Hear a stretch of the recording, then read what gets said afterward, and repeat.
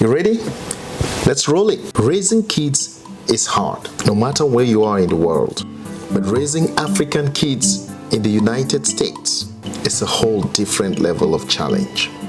As African immigrant parents, we're trying to hold on to our values, our cultures, and our identity while raising kids in a society that sees the world very differently. And if you've ever felt stuck between two cultures, worried about your kids growing too American, or struggle to discipline without feeling guilty, this video is for you. In this segment, I'll be breaking down 7 major challenges that we face as African immigrant parents raising our kids in the United States. And more importantly, I'll be sharing some real practical solutions that can help you handle each one of these challenges. Challenge number 7, generational gap. And finally, let's talk about this. Let's talk about the generational gap, the quiet space that forms between us and our kids. And sometimes it grows wider and we don't even know how to reach across it. We must acknowledge that our children are growing up in a different time, in a different environment, in a different world, and of course, in a different culture. Technology, education, relationship, and even how they express themselves is all changing very fast. And as parents, many of us feel like we're being left behind. Meanwhile, our kids feel like we don't understand them, or worse, that we don't even try to understand them. One major area where this gap shows itself very clearly is in the idea of home. For many African immigrant parents, home is Africa. That's where we grew up. That's where our values come from. That's what we hold on to. But for our kids, this is home.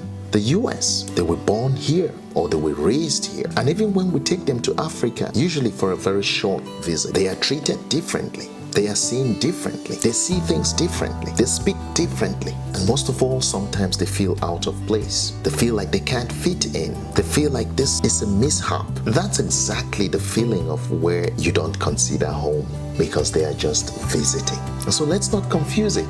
To us parents, home is Africa. To our kids, this is home. The US is home.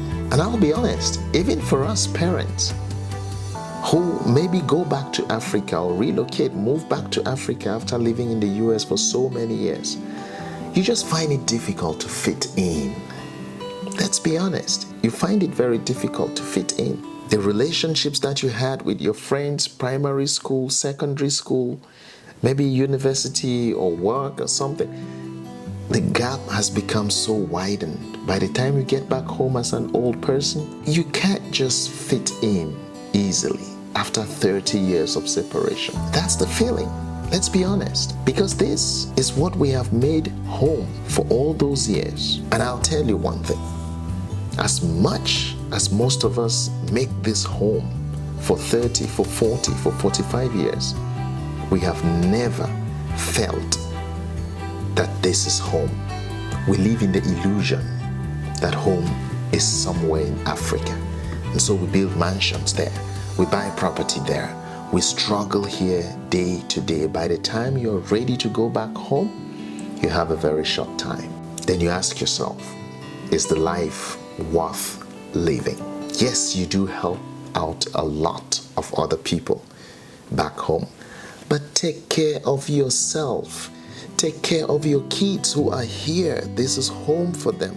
Build a future, a solid future for them here. Let's not make mistakes about it. And the truth is, whether we like it or not, whether we acknowledge it or not, this is the environment where we spend the majority of our lives. Unfortunately, we spend the majority of our lives here, but we don't spend that with our minds here. We spend our lives here and our minds are back home. That's the shadow we're talking about. You're standing across the ocean and your shadow is on the other side of the ocean. And so you don't fully live your life here because you're thinking, this is not home. yet you are never home. And so when we compare our kids' struggles, social anxiety, bullying, identity confusion, and cultural rejection, those are not easy things to grow up with. And just because they have electricity and iPads, it doesn't mean that they don't have battles, struggles of their own.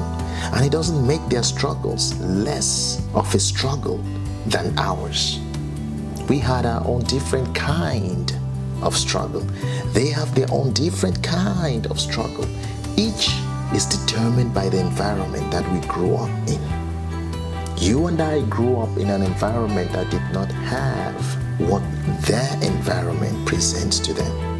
And so our struggle was real, no doubt. But their struggle is real. So let's not downplay it. Let's not over-amplify our struggle. Let's not make them feel like the generation is so wide apart. We must try to build those bridges. And so how do we start closing the gap? How do we start closing that gap until it becomes a bridge? It starts with humility, with remembering that just because their challenges are different, it doesn't mean they are easier. And that because this country is different, it doesn't mean it is not home for them. Spend real time together, not just in the same house, but in the same space. You can live in the same house, but never in the same space. So spend real time with your kids. For those of you who work from home, you may think that you're always there. But guess what? You can always be in the house, but never in the space with your kids. Take the time, open the door, get out there, just give them a hug. Just be with them, just listen to them, just talk with them, and get back to work. Have time limits when you can be at your office and when it's family time. Don't just live in the same house, live in the same space. Live in the same space mentally and live in the same space emotionally with them. Don't just throw your body around. Don't just throw yourself on the couch, fall asleep as they sit next to you. You must be there mentally. You must be there emotionally. Ask them what they care about, what they like to do, what they love to see. Listen to their music. Watch their shows with them. Let them teach you something. Give them the joy of teaching you something. Watch their reaction when you tell them, I want to watch one of your shows with you. What show do you like to watch? Be serious about it.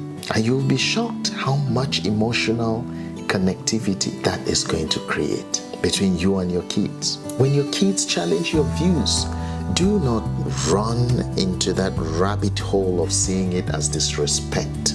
See it as growth. Explain your values to them. Don't just defend them. Explain those values to the kids.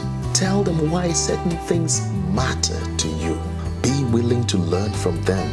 Let them teach you something in their world. Don't claim that you know it all. And some parents always say, oh, you think I'm illiterate, you think I'm a fool, or you think you're playing with somebody who is not smart. Yes, you have all the experience, parents, you do. But trust me, there are certain things, there are certain areas where they outsmart us. Learn something from them. Fit in their world. That's how you'll be able to transform it. Because these kids are all growing in a world that even us, we are still struggling to navigate this world. And the more we listen, the more we adapt, the more we try to stay emotionally present, the more that generational gap becomes a bridge. This brings me to the end of our 7 challenges.